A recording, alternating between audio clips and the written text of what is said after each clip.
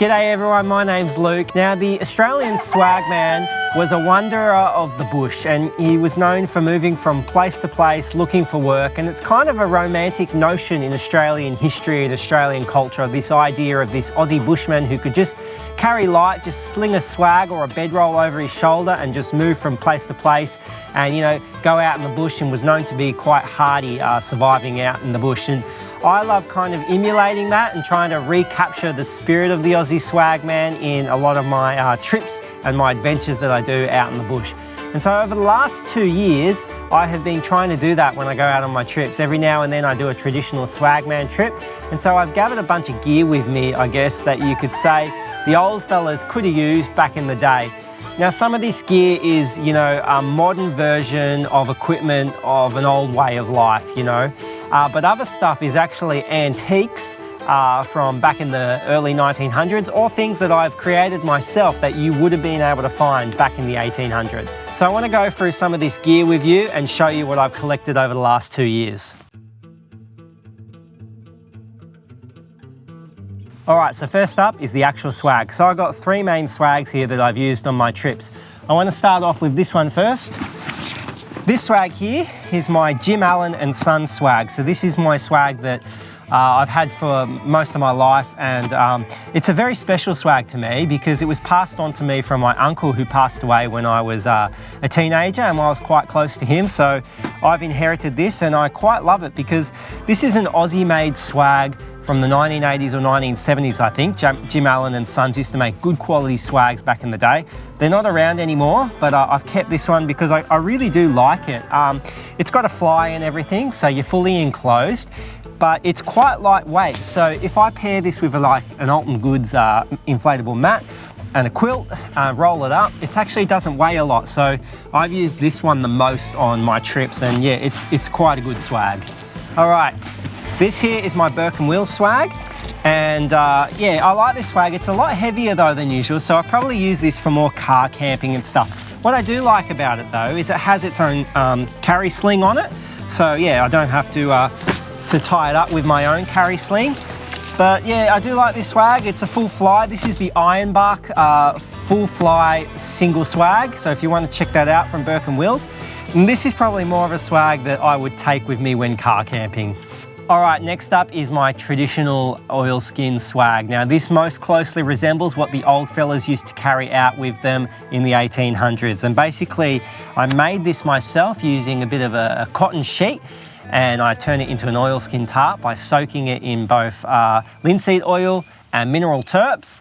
Mixed it all together, then hanged it up and let it cured for about 2 weeks, and becomes fully waterproof. And it actually worked really, really well. It retained the warmth, and also I woke up one morning with dew on top of me and underneath was completely dry. So when you roll this out, it's actually paired with a woolen blanket that I've put in there as well, which is what the old fellas used to sleep in. And I pretty much just wrap myself up in the woolen blanket, in the oilskin tarp, like a big burrito.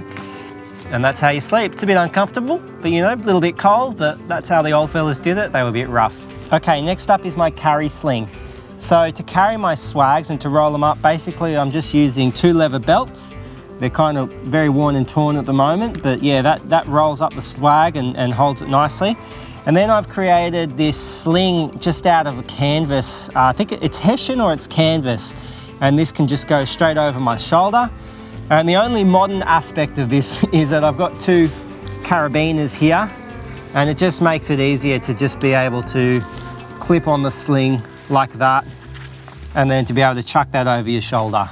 Also, when it comes to oilskin tarps, I'm currently creating a new tarp, which is more of a durable canvas type material. It's quite thicker, it's going to be quite heavier, and it's probably going to be used for making like pioneer type camps.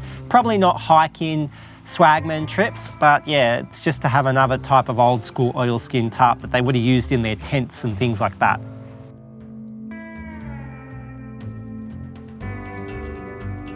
Now next up here are my carry bags, and this is basically what you would use to carry all your other gear, maybe food, maybe yeah, your knives, your pipes, your things like that. And now the traditional Aussie swagman usually would have carried his haversack, like a canvas haversack, but I'm sure they had leather satchels back in the day as well. and this one I just got from Marketplace. I like the handle on it or the strap, because it was probably a little bit too short, so I modified it again with a little bit of canvas and just a little bit of wire chucked through there to be able to tie it on together. So it's got this kind of rustic, rough looking feel, and I do like carrying this one along with me. So next up is my German vintage canvas alpine rucksack from Army and Outdoors, and this is a 30-litre capacity rucksack. Now obviously being a German military pack doesn't sound very Australian, but if you know anything about Australia's history, we are a nation first and foremost of our Indigenous folk, and then after that, a lot of immigrants from a lot of different countries, so I'm sure there could have been influence from German countries as well. But even so, I'm sure the old fellas in the 1900s did carry rucksacks with them. If not this style, I'm sure they had their own style of rucksack. So it's a good one being 30 litres, you can carry a lot in it, and I just like the feel of it. It does have a vintage kind of feel to it. Though the old swagmans of the 1800s probably carried more their haversack with them or their satchel. But it's still a good backpack to be able to take on long journeys. Now also for carrying out in the bush are these cotton drawstring bags, also probably known as a tucker bag or a flour bag. Old fellas used to carry their food in here, they used to carry their flour for making damper, and it's basically just, cotton bag with a bit of a drawstring on it. And this is great because it's also got that authentic feel, and this is what the old fellas used to carry food in. So carrying tins. Now I've got a bunch of these little carrying tins, and these are true blue antiques I got from an old fella who was selling everything on his farm and found these beauties. So these were basically tobacco tins from the 1920s and 1930s. But I've also used these for carrying salt, sugar, things like that.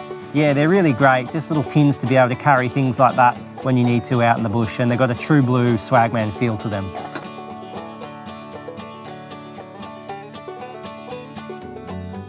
The billy. The black billy was a common companion to the swagman, used for boiling water, cooking tea and making damper in. This went everywhere with the swagman, and I've got a couple of kind of tins or pots or billies that I take on my swagman tip. This one here is just a nesting cup from Pathfinder.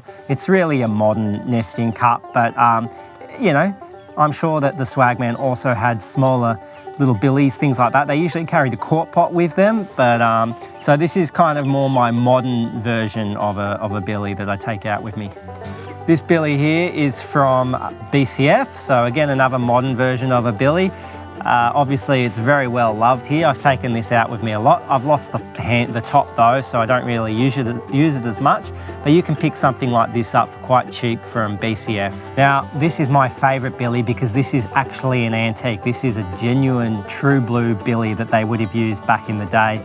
This is from Meters, a nice black billy, and with all the old gear and the old antique stuff, it has a bit of weight to it. But I have taken this out with me, and I've cooked damper up in this before. I've cooked a nice kangaroo stew up in this. I've cooked up some tea as well. But yeah, this is my favourite billy because it is actually a true blue Aussie black billy. So I just want to show you this old school canvas water bag. Now this is not my water bag. I would like to get my own water bag, but this is from Scotty from Southern Bushcraft. Check out his channel because he's got a lot of awesome stuff when it comes to this old gear. But he was kind enough to let me borrow this from him for my latest outback walk.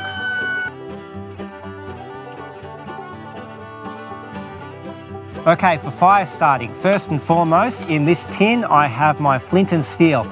So this is actually not a piece of flint. I did have a piece of flint, but this is a different type of stone, but I can still get a spark off this.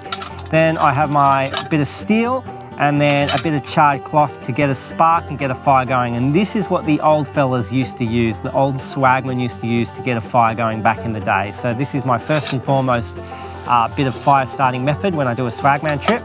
Then I do also have this ferro rod from Southern Bushcraft, though the ferro rod was not really something that the old swagmen and bushmen used. It's still a great bushcraft item that I often take out with me. Okay, here I have a 1940s military issued pocket knife that I like carrying out on these traditional trips, and it's got a very good blade on here, and I'm not quite sure what this would have been used for, maybe puncturing cans or things like that. But yeah, I didn't even realise how old this was until Scotty from Southern Bushcraft showed me that on here it says 1946. I don't know if you can see that. And I found this in my dad's farm shed, but yeah, this is a really old school knife, military issued knife, pocket knife from the 1940s. So this is a great one to take out with me. Okay, so lanterns. When I go out on a traditional swagman trip, I like to not go with a head torch because the old fellas didn't obviously have modern day head torches. But I do go out with a lantern every now and then. Now it is a little bit cumbersome to hike out with one of these, but I have done it before. So this one is basically just a modern version of a lantern, and I got this from Aussie Disposals. You can get this for about $12. But yeah, it's modelled off what the old lanterns used to be like, and yeah, it's a great little piece of equipment that you can take out with you. This one here is a true blue antique though. I traced this one back to the 1930s. Tropic, I think it was, and made in England. So yeah, this is actually a genuine antique, but it still works just the same, and they basically both work on the same system. Just a little bit of kerosene in them. You can get a wick from BCF, put a wick in it, and away you go. You've got light for your camping trip. So often when I go out on a swagman trip, I bring my harmonica with me, and this is just a Silver Star Hohner. This is in the key of C, I do believe. And look, it's just fun to muck around with. The old fellas used to have to find ways to entertain themselves when they're out in the bush, and yeah, they often carried a harmonica with them to play music. So you can play, you know, little bush ballads on this, so it's great to take on a swagman trip. All right, for clothing, when I do a swagman trip, actually when I do any trip really, I like to bring my Stockman jackets. These are oilskin jackets, traditional oilskin jackets. Old bushies used to wear these a lot. A lot of the drovers used to wear them. Also up in the high country, they were very popular.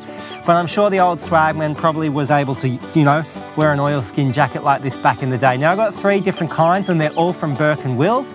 So I've got to thank Burke and Wills for sending me out these jackets. And yeah, Burke and Wills do really good Stockman jackets. So I've got 3 different kinds. So I have, this one is the Balnaring, full length coat. Now this is really thick and heavy. It has a hood on it, so this is fantastic for the dead of winter when it's very, very cold. I take this one out snow camping with me because it's just, I mean, you're totally dry in it and you're very, very warm in it. It's amazing how much warmth it retains. Now, with Stockman jacket, you know, it's not like a Gore-Tex jacket, it's heavy. It's not lightweight, so yeah. With a lot of the old gear, that's one of the things that you have to get used to, is that you're lugging around a lot of weight with you. Now, this is my Stockman jacket, full length coat. This is great when it's going to be really, really wet and rainy, so you want that full protection, but it's a little bit more light than the Balnaring, so it's good for doing long distance hikes.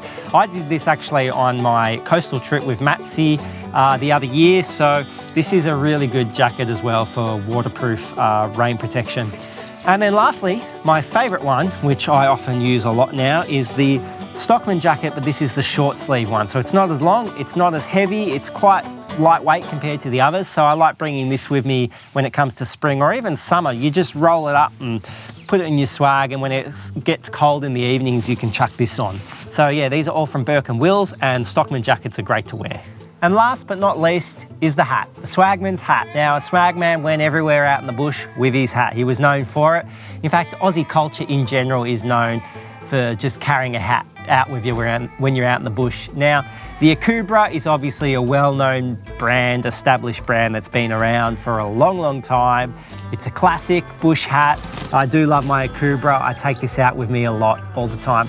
But I also have this chase hat from Burke and Wills, which is also cool. It's kind of got a more of a, I feel like a, you know, your Sunday best type of old school hat that you can wear, but I do like wearing this one out every now and then as well. So yeah, you got to take a hat with you when you're doing a swagman trip. Well, that's it guys. I hope you've enjoyed learning a little bit more about some of the gear that the Australian swagman would have taken out with him on his journeys, and having a look at what I've accumulated over the last 2 years. Look, if you like this video, please give it a like and a comment. If you've not yet subscribed, please subscribe. But most of all, go check out some of my swagman adventure videos, because if you've liked this video, I'm sure you're going to like seeing this stuff actually out there in action. Thanks guys, have a good one.